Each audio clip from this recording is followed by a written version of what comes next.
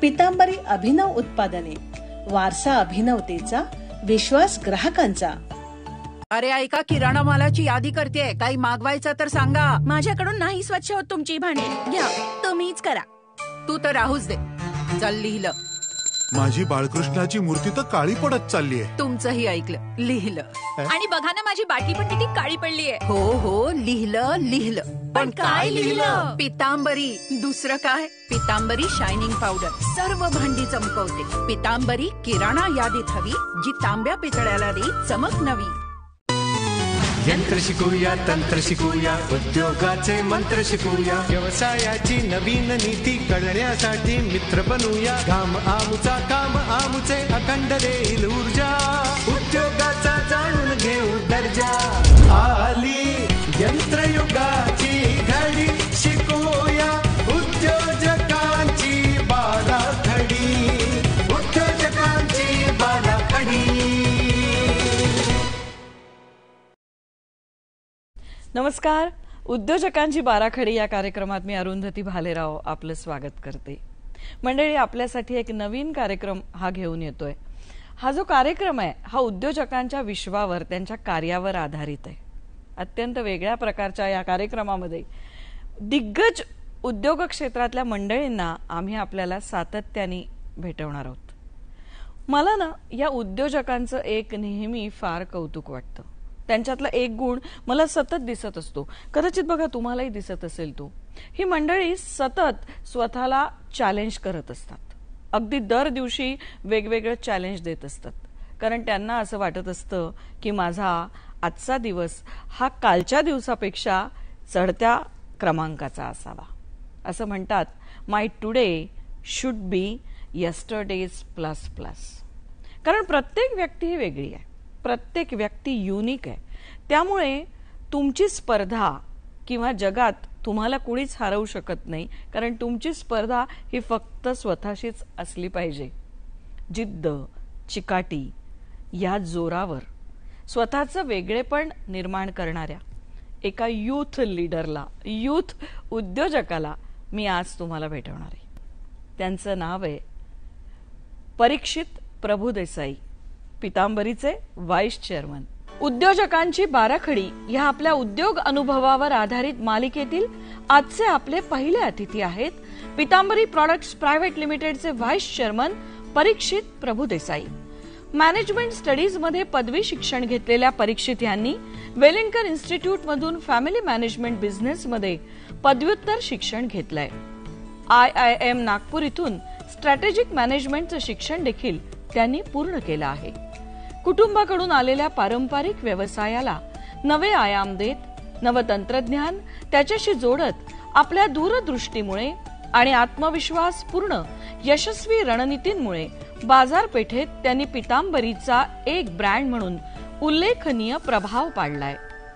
परीक्षित यांना अनेक चॅनल्सच्या विविध कार्यक्रमातून आमंत्रित करण्यात आलं असून अनेक संस्थांच्या व्यासपीठावरून त्यांनी वक्ता म्हणून सहभाग घेतलाय.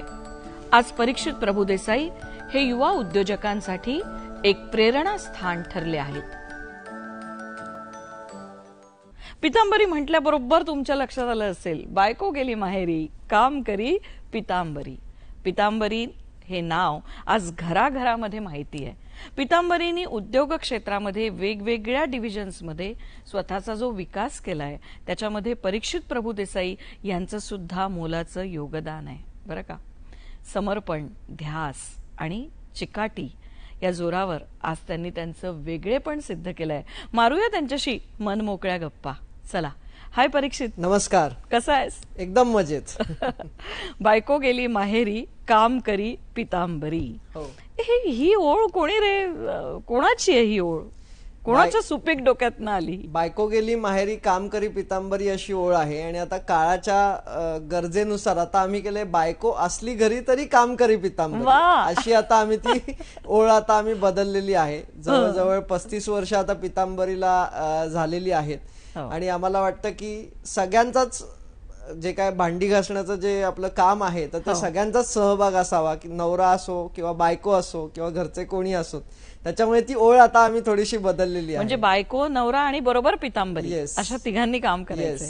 बरं मला एक सांग की पितांबरी ह्या व्यवसायात तू अचानक आलास, ठरवून आलास, की तुला लहानपणापासूनच उद्योग क्षेत्रात यायचं हे तू ठरवलं होतंस? कसं होतं की लहानपणीच जातो थोडंसं, म्हणजे प्री 10वी जातो, की कसं होतं की आमची जी लाईफस्टाईल होती तर ती बाकीच्या माझे जे मित्र होते किंवा जे नातेवाईक होते त्यांच्यापेक्षा चांगली होती. त्याच्यामुळे मला असं वाटायचं की आपण आपले बाबा किंवा आपले आजोबा हे व्यवसाय करतात म्हणून कदाचित ही लाईफस्टाईल आपली जी आहे ही चांगली आहे. म्हणजे आम्ही बरेच वेळा वर्षातनं मी एकदा कुठेतरी बाहेर फिरायला जायचो किंवा असं बरंच काही. आणि मग त्याच्यात कसं व्हायचं की माझं वाचन करायचं मला खूप आवड होती आधीपासूनच. म्हणजे बाबा पण वाचन खूप सारं करायचे, खूप सारी पुस्तकं आणायचे आणि आम्हाला पण त्यांनी कधी पुस्तकांना नाही म्हटलं नाही. त्याच्यामुळे मी 8वी 9वी 10वी खूप माझ्या वयाच्या म्हणजे माझ्या आकलन शक्तीच्या पण खूप पुढची पुस्तकं मी वाचली. तर 10वीची सुट्टी होती आणि त्याच्यात एक चांगलं पुस्तक माझ्या वाचनात आलं, ते म्हणजे rich dad poor dad, Robert T कायोसाकींनी लिहिलेलं. आणि त्याच्यात त्यांनी सांगितलं होतं की रॅट रेस असते, की आपण सतत पैशासाठी धावत असतो आणि मग आपण धावल्यानंतर आपली लाईफस्टाईल परत अपग्रेड होते आणि मग ती झाल्यावर आपण परत अजून पैसे कमवण्यासाठी आपण धावतो. तर आपण एवढे पैसे कमवण्याचं एक साधन आपण बनवलं पाहिजे आयुष्यामध्ये, की आपण या रॅट रेसच्या बाहेर आपण पडून जाऊ. म्हणजे पैसा तर मिळाला पाहिजे पण आनंदात पण राहता आलं पाहिजे आणि जे काही करायचं ते करायचं आपल्याला. मग तेव्हाच तो निश्चय झाला की नाही की आपण आपलाच जर का फॅमिलीचा बिझनेस आहे, पितांबरी एक खूप चांगलं ब्रँड आहे, तर आपण तिकडेच काम केलं पाहिजे. मग त्याच्या अनुषंगानेच मग माझं जे 10वी नंतर जे पूर्ण शिक्षण आहे मग मी तसंच ते बेस केलं. म्हणजे मग 12वी मी कॉमर्समध्ये केली, कारण काय कमर्शियल नॉलेज बिझनेसला असणं खूप इम्पॉर्टंट आहे. त्याच्यानंतर बॅचलर इन मॅनेजमेंट स्टडीज जे आहे तर ते मुंबई युनिव्हर्सिटीचं आहे, तर ती डिग्री मी केली. आणि मग वेलिंटकर्स मधनं फॅमिली मॅनेज बिझनेसच पोस्ट ग्रॅज्युएट डिप्लोमा मी केला. म्हणजे मला खरं असं वाटतं की या पुस्तकांमुळे आपल्याला आयुष्यात पुढे काय करायचं हे तुला फार पटकन कळलं. या पुस्तकांनी माझ्या आयुष्याची पूर्ण डिरेक्शनच चेंज केली संपूर्ण. म्हणजे पहा ना की घरातलं वातावरण आणि ते पुस्तक, मी युजली तुझ्या वयातल्या त्या वयातल्या मुलांना पटकन डिसिजन घेता येत नाही की करिअर काय करावं. म्हणजे अगदी ग्रॅज्युएशन पर्यंत बदलत राहतं डिसिजन, पण तुझं फिक्स झालं होतं. तर पुस्तक आणि घरातलं वातावरण या दोन गोष्टींमुळे आता तू पूर्णपणे ह्या व्यवसायात आहेस. आणि तुझे वडील आणि आजोबा म्हणजे वामनराव प्रभुदेसाई आणि रवींद्र प्रभुदेसाई यांची धुरा तू पुढे चालवतोय, सांभाळतोयस. तर तुझा नवीन अनुभव आहे, तू युथ आता लीडर आहे आणि नव्या पिढीचं प्रतिनिधित्व करतोयस. तर काय नवे बदल तंत्रज्ञानाशी जोडून तू तुझ्या क्षेत्रात करतोयस आता? हा जो प्रश्न आहे हा खूप किचकट आहे आणि खूप वेळ चालू शकतो, पण मला वाटतं की मी एकदम थोडक्यात त्याचं उत्तर देण्याचा प्रयत्न करतो. आता कसं असतं की जे काही सगळं, कारण का पितांबरीचा आता खूपच मोठा आवाका झालेला आहे. म्हणजे भारत जरी आपण म्हटलं तरी भारतामध्ये खूप सारे स्टेट्स आहेत, खूप सारे एरियाज आहेत आणि प्रत्येक एरियामध्ये काय चालू आहे याची इत्तंभूत माहिती जर का आपल्याला नसेल, म्हणजे आपल्या कंपनीच्या सेल्ससाठी, तर मग आपलं काहीच आपले डिसिजन्स तेवढे चांगले होणार नाहीत. तर मी आल्यानंतर पहिले आम्ही हे केलं की डेटा ओरिएंटेड आपण पूर्ण कल्चर आणायचं कंपनीमध्ये. कारण काय मला वाटतं ह्याच्यापेक्षा मी हा अभ्यास केलेला आहे डेटाचा आणि मग मी त्याच्यावरती डिसिजन घेतो. ह्याच्यानी आमचे जे डिसिजन आहे ते परिपक्व बऱ्यापैकी व्हायला लागले. त्याच्यामुळे डेटामधनं इन्साइट्स, तर डेटा सगळ्यांना मिळाला पाहिजे, तर ह्याच्यावरतीच खूप जास्त आम्ही पहिले फोकस केलं. मग त्याच्यानंतर आम्ही बिझनेस इंटेलिजन्सचे सॉफ्टवेअर्स देखील आम्ही त्याच्यासाठी कंपनीमध्ये इम्प्लिमेंट केले. ही पहिली स्टेज झाली आणि मग हळूहळू लोकांना समजायला लागलं की डेटामधनं डिसिजन घेणं हे काय असतं आणि इंट्युशन मधनं डिसिजन घेणं हे काय असतं. बघा, इंट्युशन सुद्धा हवंच तुम्हाला, कारण काय एक जो एंटरप्रेन्युअर असतो तो इंट्युशन त्याच्याकडे असल्यामुळेच तो पुढे जातो. किती इंट्युशन वरती आपण बेस करायचं आणि किती डेटावरती बेस करायचं हे खूप मला वाटतं त्याच्यात इम्पॉर्टंट असतं. त्यामुळे ते डेटाचं कल्चर पूर्णपणे आम्ही आमच्या कंपनीत आणलं. मग त्याच्यानंतर मग आम्ही ठरवलं की आता आपण जे काही जॉब्स आहेत, कारण का मॅन्युअल जॉब्स आपण किती करणार, तर आपण त्याच्यात काही ऑटोमेशन आपण काही आणू शकतो का. तर मग आपण त्याच्यामध्ये आता रोबोटिक प्रोसेस ऑटोमेशन म्हणजे RPA असे बॉट्स मिळतात. की कसं व्हायचं की आमचे जवळजवळ 2000 डिस्ट्रीब्युटर्स आहेत भारतभर, आणि त्या डिस्ट्रीब्युटरचं बिलिंग आमच्याकडे सगळ्यांचं यायचं आणि ते बिलिंग आम्ही मॅन्युअली इनपुट करायचो. तर आता ते बिल PDF कॉपी आली की डायरेक्टली तो RPA बॉट ते स्टडी करतो. ते स्टडी केल्यावरती तो इमेज जी असते, इमेज टेक्स्ट मध्ये कन्वर्ट करून डेटाबेसला तो त्याच्या एंट्रीज मारून पण टाकतो. आणि त्याच्यासाठी टेक्नॉलॉजीची पण खूप सारी इन्व्हेस्टमेंट असते. पण एक काय बोलतो की माझं असं दुरोगामी हे होतं की जे आमचे सर्व्हर्स आहेत ते चांगले घेतले पाहिजेत आपण. म्हणजे माहितीये की आता हे 2019 नंतर हे AI चं खूप जास्त प्रमाणात आलंय, पण मी तो 2017-2018 ला डिसिजन घेतलेला की थोडक्यात आपण असं म्हणूया की परंपरेबरोबर नव्या तंत्रज्ञानाला जोडताना AI हे आत्ता आलं, पण तू फार आधी हा विचार केला होता की आपला डेटा हा सगळीकडे कशा पद्धतीने अवेलेबल असला पाहिजे. घरातलं मार्गदर्शन सातत्याने तुला मिळतच असतं व्यवसायात. परंतु असं कधी घडलं का की खूप काहीतरी कठीण प्रसंग आलाय, म्हणजे बिझनेसमध्ये काहीतरी प्रॉब्लेम आलाय आणि ते डिसिजन तू एकट्याच्या भरोश्यावर घेऊन त्याच्यावर तू मार्ग शोधलायस, असं कधी घडलं का? कसं असतं की बिझनेसमध्ये प्रॉब्लेम जे रोजच येत असतात, म्हणजे सक्सेस हे कधीतरीच येतं आणि प्रॉब्लेम रोजच असतात. पण ह्याच्यामध्ये कसं असतं की खूप मोठीच कधी कधी संकट येतात. तर त्याच्यातले एखादं उदाहरण मी देतो की परीक्षेत एकच मिनिट, खूप इंटरेस्टिंग चालल्या ह्या गप्पा. एक छोटासा ब्रेक घेतोय आणि ब्रेक नंतर पुन्हा लगेचच परत येतोय. पितांबरी प्रस्तुत उद्योजकांची बाराखडी. हरे मुरारी उजळता वेळे प्रकाश, ईश्वराचा होई आभास. दीप उजळता वेळे आशा ही आनंदाची परिभाषा. दीप हीच शक्ती, परमेश्वराची भक्ती. दीप शक्ती, पितांबरी दीपशक्ती देई ईश्वराची अनुभूती. शिंपी दादा नमस्कार. 2 ड्रेसेस शिवायचे, ठीक आहे?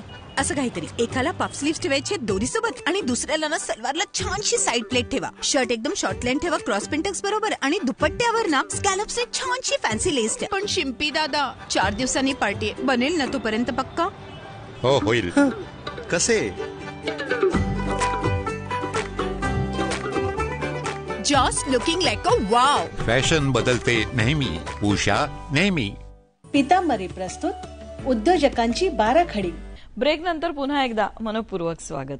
हा, परीक्षेत ऐकायला आवडेल. हो, तर असे काही डिसिजन्स आपल्याला खूप कधी कधी हार्श घ्यायला लागतात आणि त्याच्यातले 2 डिसिजन मी हार्श असे मला घ्यायला लागले. की मी पहिले प्रोडक्शन बघायचो, मग R&D बघायचो, आणि मग मला समजत नव्हतं की प्रॉब्लेम्स कंपनीमध्ये तरी पण वाढतच जात आहेत. मग मी सेल्स बघायला लागलो. लिटरली आम्ही 103 जण आम्ही 14 दिवसांमध्ये आम्ही रिहायर केलं, आणि तो पूर्ण पॅन्डेमिकचाच हे होतं. पण पितांबरी ब्रँडचं नाव इतकं मोठं होतं आणि विश्वास इतका आहे की लोकांनी म्हणजे कंपनीत ते आले, म्हणजे आणू पण शकत नव्हतं त्यांना ऑन बोर्डिंगसाठी, कारण काय आणायला तर पाहिजे, त्यांना दाखवायला पाहिजे कंपनी कशी आहे काय आहे. आम्ही सगळे फेस म्हणजे व्हिडिओ कॉलवरती इंटरव्ह्यू घेऊन जवळजवळ 14 दिवसात आम्ही 103 लोक आम्ही केलेत. किती मोठा हे म्हणजे आव्हान होतं हे एक प्रकारे. आणि दुसरा जो डिसिजन जो मला वाटतं की मी खूप महत्वाचा घेतला तो म्हणजे आमचा बिझनेस क्रेडिटवरती व्हायचा. तुम्हाला माहिती आहे कुठची ब्रँड जर का तुम्हाला उभी करायची असेल तर बिझनेस हा क्रेडिटवरती तुम्हाला काही वर्ष करायला लागतो. अगदी. पण मग ते क्रेडिट इतकं झालं की एका पॉइंट नंतर असं वाटायला लागलं की आता जर का पैसे नाही आले आपल्याला तर खूप प्रॉब्लेम होईल. तर तेव्हा आम्ही तो डिसिजन घेतला की आपला जो पूर्ण व्यवसाय आहे हा आपण ऍडव्हान्सवर आपण करायचा. आणि यात सांगताना आनंद होतो की पितांबरीचा पूर्ण व्यवसाय म्हणजे जेवढा आमचा टर्नओव्हर आहे 312 कोटीचा तो सगळा ऍडव्हान्स बेसिसवरती होतो. म्हणजे पहिले बिलिंग होतं, मग पैसे येतात आणि मग माल पूर्णपणे डिस्पॅच केला जातो. पण मग त्यावेळेला असं कुठेतरी वाटलं का की काय बाबा ह्या व्यवसायात उगाच उतरलो, त्यापेक्षा 10 ते 5 ची नोकरी आपली बरी आहे, व्यवसाय वगैरे काही नको? खरं सांगू का की व्यवसायात असं तुमच्याकडे ऑप्शन नसतो. तुम्ही एकदा तो शिवधनुष्य हातात घेतला की तुम्हाला तो पेलवावाच तुम्हाला लागतो. पण आता काय झालेलं आहे की जशी नोकऱ्या पहिले स्टेबल होत्या, म्हणजे 30 वर्षांअगोदर एक माणूस एका ठिकाणी लागायचा म्हणजे त्याला पोस्टात चिकटणं असं आपण बरेच वेळा वाक्प्रचार पण वाटायचं, तसं तो जॉबला चिटकायचा आणि मग तो रिटायरमेंट पर्यंत तो एकाच कंपनीमध्ये तेच करत राहायचं. पण आता एवढी अनप्रेडिक्टेबिलिटी आहे मार्केटमध्ये की व्होलोटाईल आहे मार्केट, किंवा अनसर्टनिटी खूप वाढलेली आहे, की टेक्नॉलॉजीमुळे प्रोडक्ट लाईन्स फटाफट ऑब्सोल्यूट होत आहेत, त्याच्यामुळे जॉब हे एवढं सेफ राहिलेलं नाहीये. तर त्याच्यापेक्षा हे बेटर आहे की instead of being employed we should become employment generators. तर हे कधी पण खूप मला वाटतं ही खूप चांगली पोझिशन आहे. आणि आता आजकालच्या युथला इतकं चांगलं झालेलं आहे की टेक्नॉलॉजीमुळे तुम्ही तुमचा जो व्यवसाय आहे तो तुम्ही जगभर कुठेही पोहोचू शकता. अगदी सोशल मीडियाद्वारे तुम्हाला ज्या कस्टमरकडे तुम्हाला पोहोचायचंय तुम्ही बरोबर त्याच माणसाला तुम्ही टार्गेट करू शकता in fraction of a budget. पहिले जे बजेट टीव्हीला किंवा न्यूजपेपरला लागायचे तर खूप चांगलं झालं आणि मला वाटतं की ह्याचा खूप फायदा घेतला पाहिजे. म्हणजे तरुणांनी थोडक्यात आलं पाहिजे आणि त्यांनी स्वतःचा व्यवसाय स्वतः करून आपणच मालक बनायला हरकत नाही. आणि अजून एक ह्याच्यात काय झालं की पहिले कसं होतं की ज्ञान जे होतं तर ते it was behind close doors, पण आता गुगल आहे किंवा विकिपीडिया आहे किंवा भरपूरसे साईट्स आहेत, तर त्याच्यामुळे चॅट जीपीटी सारखं एआयचे टूल्स आहेत, त्याच्यामुळे जे नॉलेज आहे तर ते ओपन झालंय सगळ्या इंडस्ट्रीमध्ये. तर त्या नॉलेजचा सुद्धा तुम्हाला वापर करून तुम्हाला तुमचे ब्रँड्स असतील, तुम्हाला तुमचा बिझनेस असेल, हा तुम्हाला करता येऊ शकतो. एक छोटासा ब्रेक घेऊन पुन्हा परत येतोय. पितांबरी प्रस्तुत उद्योजकांची बाराखडी.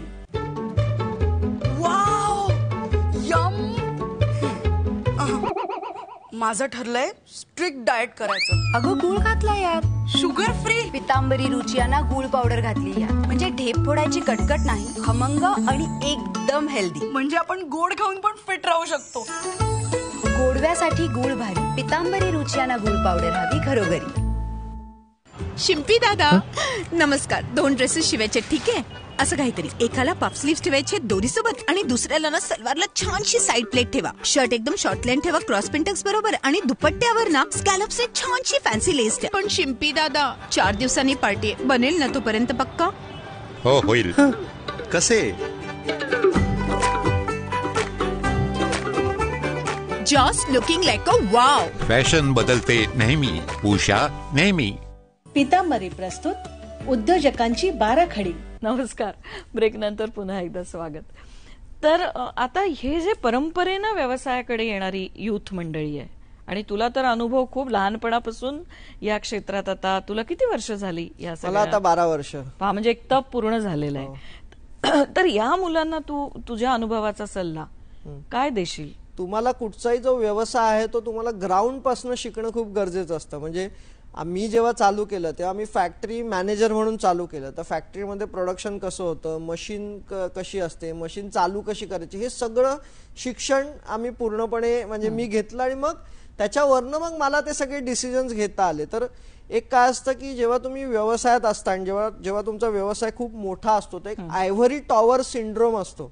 म्हणजे तुम्ही एका आयव्हरी टॉवर मध्ये बसलेले असता आणि तुमचं सगळं डिस्कनेक्ट झालेलं असतं सगळ्या जगाशी. तर तो डिस्कनेक्ट कधी होता कामा नये. म्हणजे अजून सुद्धा महिन्यातनं आम्ही सगळे, मी आहे, बाबा आहेत, आम्ही सगळे फॅक्टरीज मध्ये जातो किंवा आम्ही प्लांट्सला जातो. मी स्वतः मार्केटमध्ये जातो 5-6 दिवस समजायला की काय चालू आहे. म्हणजे नवनवीन शोधत असता की काय चाललंय, स्वतःला अपग्रेड करता. तर ऍज अ ओनर मला वाटतं की तुम्हाला फॅक्ट्स ह्या चांगल्या माहिती पाहिजेत तुमच्या बिझनेसच्या, आणि जेव्हा तुम्ही ते स्वतः जाऊन सगळं ऑब्झर्व करता तेव्हा तुम्हाला ते सगळं माहिती होतं, rather than depending on someone else to actually do the hard work. हा सगळा हार्डवर्क हा तुम्हाला करायला पाहिजे. हे टिप नंबर 1 आहे. त्याच्यानंतर दुसरं आहे की जेव्हा आपण बिझनेसमध्ये येतो तर खूप सारे प्रॉब्लेम्स असतात आणि आपण प्रॉब्लेम्स बरोबर जगायला शिकतो एका पॉइंट नंतर.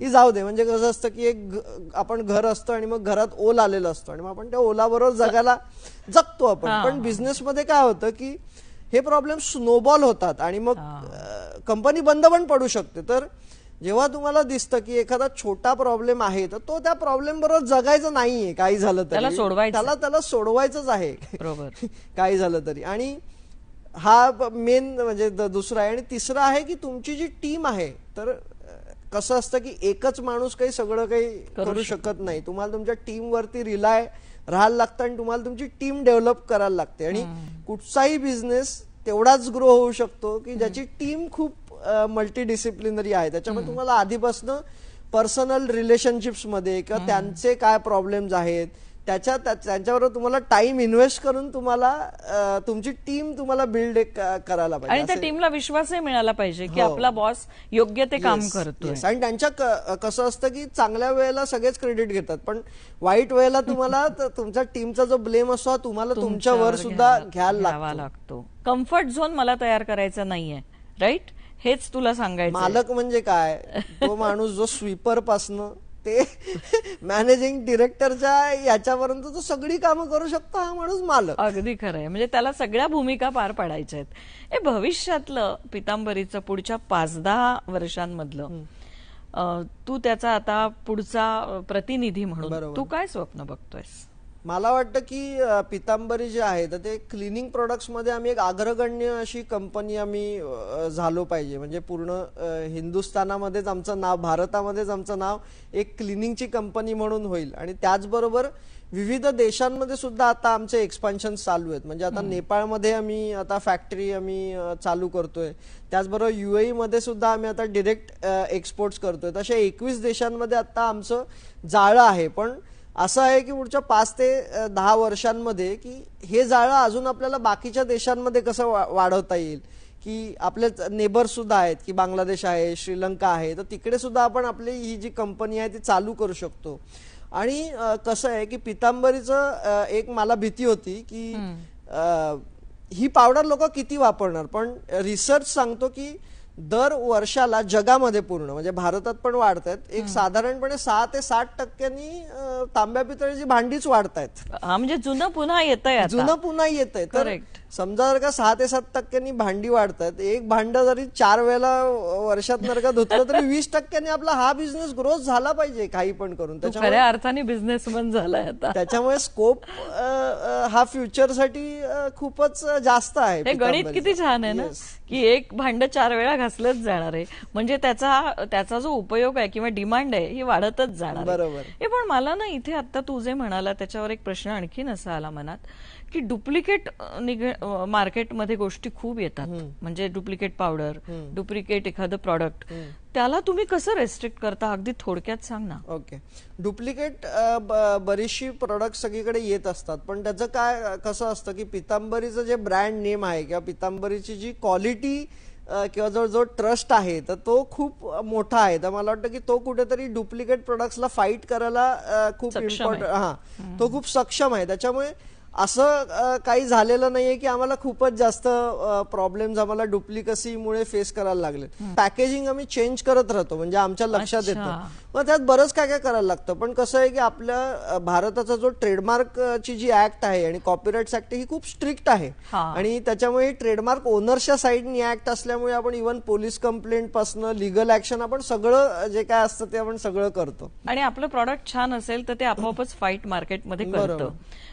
एक तरुण उद्योजक म्हणून तुझं काय धोरण आहे व्यवसाय करताना? अगदी थोडक्यात सांग. धोरण असं आहे की आपण तर व्यवसाय आपण करतोच, आपली व्यवसाय वृद्धी व्हायला पाहिजे पण त्याचबरोबर समाजाचा सुद्धा फायदा त्याच्यामध्ये व्हायला पाहिजे. कारण की बरेच वेळा कसं असतं की लोक एवढी आपल्या इतकी फॉर्च्युनेट नसतात. म्हणजे आपली मेहनत तर सगळी असतेच आपल्या बरोबर पण आपलं लक देखील हे असतं याच्यामध्ये खूप मोठा एक फॅक्टर मला वाटतं की तो प्ले करतो.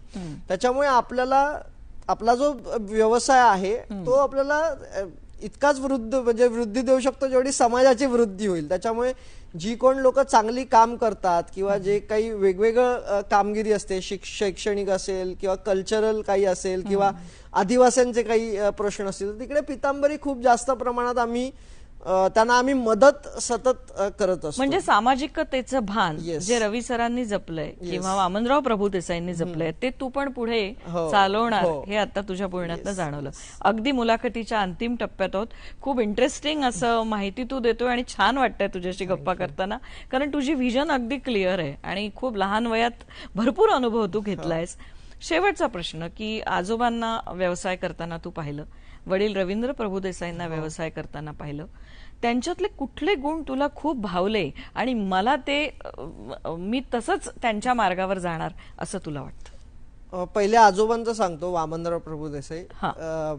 कसं होतं की ते त्यांची डिसिप्लिनसाठी ते एकदम म्हणजे ते मानले जायचे. डिसिप्लिन मध्ये बऱ्याच गोष्टी असतात की एक असतं की टाइमली सगळं, की आपण जर का कोणाला ह्या वेळेला सांगितलं की मी 12 वाजता इकडे येईन तर 12 वाजता बरोबर हजर आपण राहिलं पाहिजे. आपली तब्येत किती खराब असो किंवा काही असो, मग त्याच्याबद्दल वेळेची एकदम शिस्त म्हणजे शिस्त. 12चा 12 1 होता कामा नये, नाही तर आपण फेलच आयुष्यात, असं त्यांचं हे असायचं. आणि दुसरं म्हणजे त्यांचं कमिटमेंट, की मी एकदा जर का ही गोष्ट कमिट केली, कारण का ते बोलतात शब्द हा बाणासारखा असतो, तो बाण सुटला की मी तो काही झालं तरी परत घेणार नाही. आणि हेच गुण आमच्या कंपनीमध्ये देखील आलेले आहेत, की जेव्हा आम्ही म्हणतो की गुणवत्ता आम्ही देतो, म्हणजे काय की समजा जर का कधी प्रॉब्लेम जे येतातच, आणि प्रोडक्ट्स मध्ये सुद्धा प्रॉब्लेम येतातच, असं नाही होत की नाही येत, पण मग वी आर कमिटेड की आम्ही ते प्रोडक्ट लगेच आम्ही घेतो, आम्ही कस्टमरला अजून दुसरी 2 प्रोडक्ट्स त्याच्या जागी आम्ही देतो. म्हणजे अगदी थोडक्यात सांगायचं झालं तर टाइम मॅनेजमेंट, वेळेचं महत्व आणि शब्द, दिलेला शब्द पाळायलाच हवा, या 2 गोष्टींवर तू या लोकांकडे. आणि बाबांचं सांगायचं तर रिस्क टेकिंग ॲबिलिटी आणि त्यांची कल्पकता, त्यांचं इमॅजिनेशन हे खूपच मोठ्या प्रमाणात आहे. म्हणजे रिस्क बाबांनी खूपच जास्त घेतल्यात हा बिझनेस वाढवायला, आणि त्याच्यामुळेच हा बिझनेस एवढा मोठा झालाय. म्हणजे मी पण एवढा रिस्क घेण्याचा कधी विचार करत नाही जास्त. आणि त्यांचं जी इमॅजिनेशन आहे, त्यांची जी क्रिएटिव्हिटी आहे ती खूप नेक्स्ट लेवलला आहे. त्याच्यामुळे आज पितांबरीच्या आमच्या जवळजवळ 12 डिव्हिजन्स आहेत. म्हणजे आमची हेल्थकेअर मध्ये प्रोडक्ट्स आहेत, आमचं इव्हन टुरिझमचं आमचं एक डिव्हिजन आहे की दापोली आणि रत्नागिरी इथे आमचे टुरिस्ट साइट्स आहेत आज, किंवा आमचं 550 वनस्पतींचं आमचं एक हर्बल गार्डन आहे, त्याचबरोबर बांबू पार्क आहे 36 प्रकारचं. तर हे मला वाटतं की कुठे येऊ शकतो. खूप छान वाटतंय तुझ्याशी गप्पा मारताना, पण घड्याळ खुणवतंय त्यामुळे थांबायला हवंय. पण आजच्या तरुण उद्योजकांसाठी तू एक आदर्श आहे असं म्हणायला हरकत नाही. परीक्षित, आज तू स्टुडिओमध्ये आला त्यासाठी तुझे मनापासून आभार आणि भविष्यासाठी खूप खूप शुभेच्छा. धन्यवाद. धन्यवाद. मंडळी, असं म्हणतात की जेव्हा प्रतिकूल परिस्थिती असते तेव्हा ती तशी असणारच आहे. मार्ग जेव्हा चढणीचा असतो, कठीण असतो, तेव्हा तो तसाच राहणार आहे. पण म्हणून घाबरून चालणार नाही. थोडं श्रद्धेने आपण सबुरीने घ्यायला पाहिजे. कधी कधी असं होतं की ओझ्याने आपण वाकून जातो, चेहऱ्यावरचं हसू गायब होतं आणि आपण फक्त सुस्कारे टाकतो. पण अशा वेळेला हिंमत हारू नका, कारण धैर्य, चिकाटी, ध्यास आणि जिद्द या गोष्टींच्या आधारे यशाला किती खेचून आणता येतं हे आत्ता परीक्षितशी बोलताना जाणवलं. थांबतोय. पुढच्या वेळेला पुन्हा एकदा असेच नवीन उद्योजक घेऊन तुमच्या समोर येणार आहोत. तोपर्यंत धन्यवाद. यंत्र शिकूया, तंत्र शिकूया, उद्योगाचे मंत्र शिकूया, व्यवसायाची नवीन नीती कळण्यासाठी मित्र बनूया. काम आमुचा, काम आमुचे, अखंड देईल ऊर्जा, उद्योगाचा जाणून घेऊ दर्जा. आली यंत्रयुगाची घडी, शिकूया उद्योजकांची बाराखडी, उद्योजकांची बाराखडी. गाईच्या शुद्ध तुपापासून निर्मित पितांबरी घी दिया. पूजा करताना वात पडण्याची चिंता नाही. याची स्थिर वात मन एकाग्र आणि शांत ठेवते. पितांबरी घी दिया, स्थिर वात आणि दिव्य प्रकाशासाठी आजच आणा. पितांबरी प्रस्तुत उद्योजकांची बाराखडी. प्रस्तुत करता पितांबरी. पितांबरी अभिनव उत्पादने, वारसा अभिनवतेचा, विश्वास ग्राहकांचा.